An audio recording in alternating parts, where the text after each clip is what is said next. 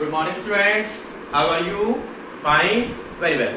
चलिए बेटा, आज चैप्टर 4 का लास्ट लेक्चर है आपका, फिर आपका चैप्टर कंप्लीट हो जाएगा।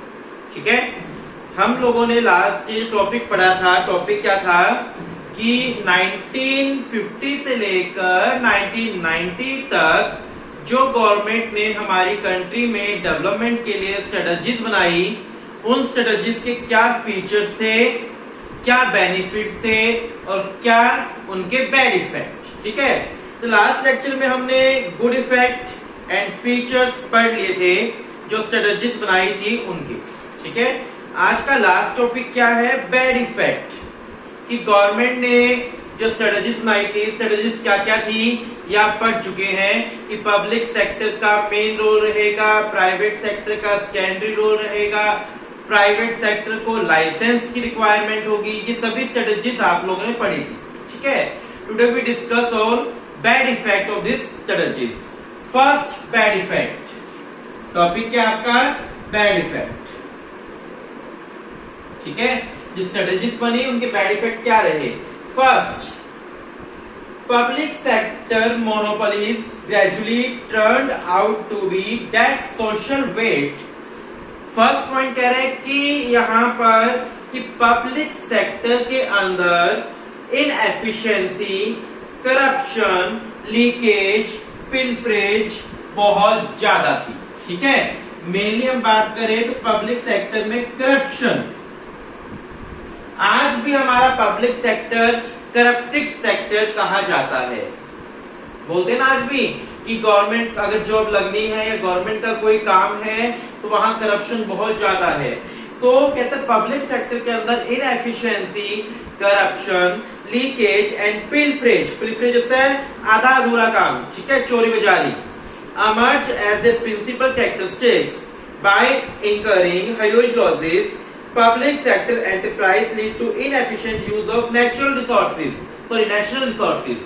दूसरा, पब्लिक सेक्टर प्राइस के अंदर एफिशिएंसी की डिक्लाइन थी, कमी थी, जिसके कारण वो हमारे नेशनल रिसोर्सेज को मिसयूज करते थे। ठीक है, तो पहला पॉइंट क्या है, बैड इफेक्ट क्या है कि पब्लिक सेक्टर का मेन रोल था और पब्लिक सेक्टर के अंदर करप्शन बहुत ज्यादा थी, वहां इनएफिशिएंसी थी, नेशनल रिसोर्सेज का एफिशिएंटली यूज नहीं किया जाता। ठीक है, सेकंड पॉइंट यहां पर क्या कह रहे हैं? Protection of domestic industry stimulated its growth, but it failed to achieve international standard of product quality.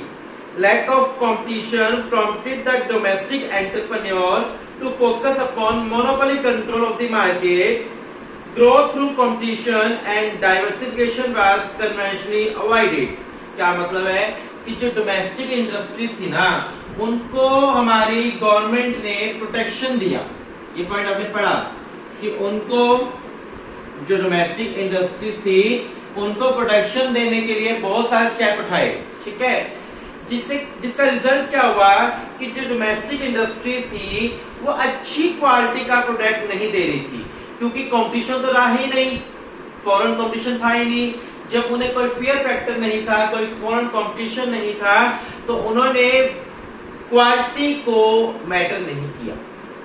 ठीक है, यानी क्वालिटी डिक्लाइन कर दी गुड्स की। अब पब्लिक को लो क्वालिटी गुड्स मिलने लगे। देखिए, आगे पढ़िए। Protection of domestic industries stimulated its growth but it failed to achieve international standard of quality. ठीक है, कि डोमेस्टिक इंडस्ट्रीज के प्रोटेक्शन ने उन्हें बचाव जरूर दिया, लेकिन कहीं ना कहीं जो गुड्स की क्वालिटी थी वो लो हो गई। Lack of competition prompted the domestic entrepreneur to focus upon monopoly control of market। ठीक है, growth through competition and diversification was conventionally avoided। कि किसी भी बंदे का ग्रोथ ना कंपटीशन से ही हो सकता है। कंपटीशन होगा तो अच्छी क्वालिटी निकल कर आएगी, but there is no competition, then quality decline of goods. ठीक है, क्लियर है? थर्ड बैड इफेक्ट क्या रहा? Saving foreign exchange through import substitute. Generating it through in export promotion provided it to be inefficient policy instrument। our foreign exchange reserve started shrinking। बहुत अच्छा point बोला है कि क्या हुआ, हमारी गवर्नमेंट ने क्या किया कि इंपोर्ट का सब्स्टिट्यूट ले आए, इंपोर्ट का क्या लाए, सब्स्टिट्यूट, ताकि हमारे यहां से फॉरेन करेंसी ना जाए, हमारी फॉरेन करेंसी सेव रहे। ठीक है, इंपोर्ट का सब्स्टिट्यूट ले आए, लेकिन हुआ क्या कि फॉरेन करेंसी उतनी ही रही और नहीं बढ़ी, फॉरेन करेंसी उतनी ही रही और नहीं बढ़ी, क्योंकि हमें एसेंशियल गुड्स का इंपोर्ट तो करना ही था। ठीक है, एसेंशियल गुड्स का इंपोर्ट तो जो नेसेसरी थे गुड्स, कुछ उनका जैसे मशीनरी वगैरह, उनका इंपोर्ट तो हमें करना ही करना था। अब उनका इंपोर्ट करेंगे तो फॉरेन करेंसी कुछ तो जाएगी ना। गवर्नमेंट ने इंपोर्ट सब्स्टिट्यूट लिया, भाई कुछ चीजों के सब्स्टिट्यूट बना लेते हैं ताकि वो चीजें हमें इंपोर्ट ना करनी पड़े और हमारी फॉरेन करेंसी ज्यादा ना जाए। लेकिन गवर्नमेंट ने ये फोकस नहीं किया, क्यों ना हम एक्सपोर्ट को बढ़ाएं। अगर हमारा एक्सपोर्ट बढ़ेगा तो ऑटोमेटिकली फॉरेन करेंसी बढ़ेगी। तो कहीं ना कहीं गवर्नमेंट की पॉलिसी अपोजिट गई। गवर्नमेंट ने एक्सपोर्ट को ना बढ़ाकर इंपोर्ट के सब्स्टिट्यूट पर फोकस किया। बात समझिए आप लोग क्या कह रहे हैं यहाँ पर। एक्सपोर्ट को ना बढ़ाकर, एक्सपोर्ट बढ़ता तो ऑटोमेटिकली फॉरेन करेंसी बढ़ती, लेकिन एक्सपोर्ट को ना बढ़ाकर इंपोर्ट जो हम लोग करते थे उनके सब्स्टिट्यूट पर फोकस किया ताकि फॉरेन करेंसी बचे। लेकिन टोटली फॉरेन करेंसी नहीं बचाई जा सकती थी, क्योंकि कुछ चीजें तो हम लोग इंपोर्ट हम फिर भी करते ही थे। ठीक है, अब फॉरेन करेंसी हमारी श्रिंक होना स्टार्ट हो गई। तो गवर्नमेंट की पॉलिसी के 3 बैड इफेक्ट थे। फर्स्ट बैड इफेक्ट क्या था, अगेन हम रिवाइज कर रहे हैं कि करप्शन, जो पब्लिक सेक्टर है वहां बहुत ज्यादा करप्शन था, इनएफिशिएंसी थी, जिसके कारण हमारी कंट्री के जो नेचुरल रिसोर्सेज है, हमारी कंट्री के जो नेचुरल रिसोर्सेज है उनका मिसयूज हो रहा था, उनका अच्छे से यूटिलाइजेशन नहीं हो रहा था। Second point, domestic industry. Government ने डोमेस्टिक इंडस्ट्रीज को प्रोटेक्शन देना चाहा अपनी स्ट्रेटेजीज के अंदर।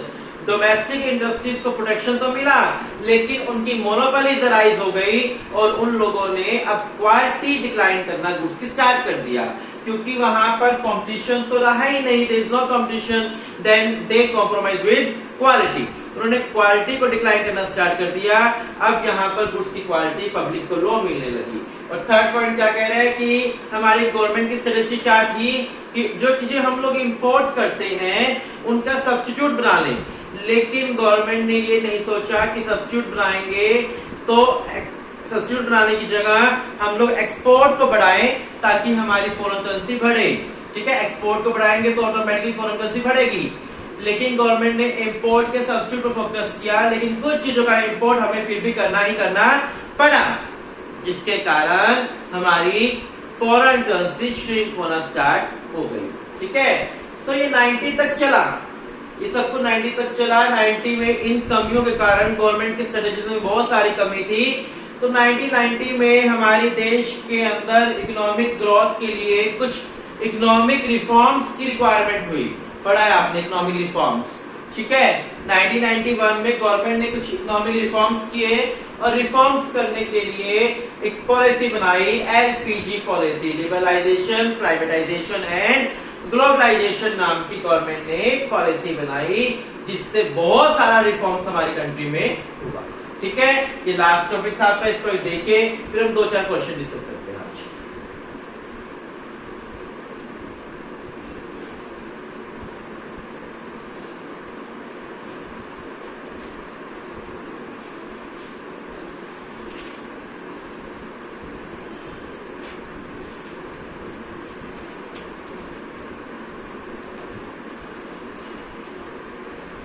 मेरे पास यहाँ पर एक रीजन बेस्ड क्वेश्चन है, आपके पास भी होगा। कहता है reason based question with true या फॉल्स, आपको ट्रू फॉल्स बताना है और उसका रीजन भी देना है। क्वेश्चन फर्स्ट क्या कहता है, बुक है आपके पास, आप क्वेश्चन वहां से देखेंगे। Industrialisation lead to structural shift in the economy. Industrialisation leads to structural shift in the economy. True, बिल्कुल ट्रू है भाई। जितनी ज्यादा हमारे देश में इंडस्ट्रीज होंगी उतना ही ज्यादा स्ट्रक्चरल इंप्रूवमेंट होगा। It is true that industrialisation lead to structural shift in the economy. The epicentre of growth shift from agriculture to industry. This is because the spread of growth required the spread of demand. the demand potential is higher in case of industry because industrial goods show higher income elasticity of demand than agricultural goods. क्या कह रहे हैं, जितनी ज्यादा industries होंगी उतना ही ज्यादा हमारे देश में ग्रोथ होगा और स्ट्रक्चर की रिक्वायरमेंट होगी लाइक अ रोड, ट्रांसपोर्ट, कम्युनिकेशन. जितनी इंडस्ट्रीज होंगी वहां लोग उतने ही काम करेंगे और उतना ही उनकी इनकम इंक्रीज होगी. ठीक है ना. High income high demand. Natural सी बात है कि एग्रीकल्चर सेक्टर में पब्लिक की इनकम लो होती थी. एग्रीकल्चर सेक्टर में पब्लिक की इनकम लो होने के कारण उनकी डिमांड भी लो चलेगी. लेकिन जहां पब्लिक की इनकम ज्यादा होगी वहां डिमांड भी हाई होगी. बात आ रही है समझ यहाँ पर. क्लियर है बिल्कुल. तो कहना क्या चाह रहा है कि high industries high structural growth. Second question क्या आपके सामने, growth of industry observe the surplus labour force of agriculture. बिल्कुल सही है. ऑब्जर्व का मतलब क्या है, खत्म करना. कि जहां क्वेश्चन क्या कह रहे हैं, जहां एग्रीकल्चर सेक्टर में एक्स्ट्रा लोग एम्प्लॉयड थे. पढ़ा था आपने डिस्गाइज्ड अनएम्प्लॉयमेंट, पढ़ा था ना कि एग्रीकल्चर सेक्टर में रिक्वायरमेंट है 2 बंदों की, वहां 5 बंदे काम कर रहे हैं. तो जो एक्स्ट्रा बंदे काम कर रहे हैं उनको ऑब्जर्व कर लिया इंडस्ट्रीज ने. बिल्कुल ट्रू है कि जो लोग सरप्लस थे एग्रीकल्चर सेक्टर के अंदर, अब वो लोग कहां जाकर काम करने लगे, इंडस्ट्रीज में जाकर जॉब करने लगे. ठीक है. True, because when productivity rise in agriculture labour become surplus. Simultaneously, when the industry is expanding, the surplus labor in agriculture migrate to the urban area for the industrial job. जो लोग वहां पर surplus थे agriculture के अंदर, अब वो लोग कहां जाकर जॉब करने लगे, इंडस्ट्रीज में जाकर जॉब करने लगे. ठीक है. क्लियर है बिल्कुल. Third question, SSI promote small scale industry promote balance regional growth. बिल्कुल ट्रू, क्योंकि एसएसआई क्या थी, फ्लेक्सिबल थी. गवर्नमेंट ने कहा था प्राइवेट एंटरप्रेन्योर्स को जो स्मॉल स्केल इंडस्ट्रीज खोलना चाहते हैं, अगर आप बैकवर्ड एरियाज में इंडस्ट्रीज ओपन करते हैं तो क्या होगा, आपको बहुत सारे कंसेशन दिए जाएंगे, आपको बहुत सारी फैसिलिटीज दी जाएगी. ये बात किसने बोली थी, गवर्नमेंट ने. प्राइवेट एंटरप्रेन्योर्स को बैकवर्ड एरिया में अगर वो लोग इंडस्ट्री ओपन करते हैं तो क्या हुआ, इसका रिजल्ट क्या है कि एसएसआई ने क्या किया, जो अनडेवलप्ड एरियाज थे वहां पर इंडस्ट्रीज खोलकर वहां उनको भी equal growth. The policy of import substitute focus on saving foreign exchange. क्या गवर्नमेंट की पॉलिसी थी कि इंपोर्ट सब्स्टिट्यूट लेते हैं हम लोग, क्या लेते हैं, इंपोर्ट सब्स्टिट्यूट. तो इंपोर्ट सब्स्टिट्यूट का फोकस क्या था, फॉरेन करेंसी को सेव करना. हाँ, गवर्नमेंट का तो यही फोकस था. True, because the policy required that we domestically produce such goods which we are importing from rest of the world. कि जो चीजें हम रेस्ट ऑफ द वर्ल्ड से इंपोर्ट करते हैं, अब उन्हीं चीजों को हम लोग क्या करें, अपनी ही कंट्री में बनाकर खुद यूज करें. SSI promote equity. Yes true. ठीक है. यहां मेरे पास एक क्वेश्चन है. क्वेश्चन क्या है, सब्स्टिट्यूट नहीं, substitute the statement that during the period 1951 to 1990 good effect of the strategy of industrialization were overshot by the bad effect. कहता है कि 1950 से 90 के बीच में जो स्ट्रेटेजीज बनाई गई थी, क्या उसके बैड इफेक्ट्स ज्यादा पावरफुल थे उसके गुड इफेक्ट से. बेटा सारे क्वेश्चंस पढ़ा करो आप लोग, क्वेश्चन से ही आपको एग्जाम के अंदर अच्छा लिख पाओगे. जितना क्वेश्चंस पढ़ोगे उतनी ही ज्यादा आपकी स्किल इंप्रूवमेंट होगी. ठीक है. तो कहता है कि 1951 से लेकर 1990 तक जो स्ट्रेटेजीज बनाई गई थी, क्या उसके बैड इफेक्ट ज्यादा पावरफुल थे, ओवरशेडोड थे बाय गुड इफेक्ट्स. तो कहीं ना कहीं ये बात ट्रू है. ठीक है, कि जो उसके बैड इफेक्ट थे वो बहुत ज्यादा पावरफुल थे रेदर देन गुड इफेक्ट. ठीक है, गुड इफेक्ट से बैड इफेक्ट ज्यादा पावरफुल थे, जिसके कारण ही पॉलिसी यानी एलपीजी पॉलिसी बनकर आई थी. ठीक है. आज मैं आपको इस चैप्टर पे एक असाइनमेंट भी सेंड करूंगा, आपको वो असाइनमेंट भी करनी है और मुझे सबमिट करवानी है. साथ ही साथ आपको एक वीडियो भी करना है आज के. ठीक है. आज हम लोग इतना ही कर रहे हैं, कल हम लोग नया चैप्टर स्टार्ट करेंगे फिफ्थ चैप्टर स्टार्ट करेंगे आपका। फिफ्थ चैप्टर क्या है आपका? फिफ्थ चैप्टर रहेगा, एक मिनट,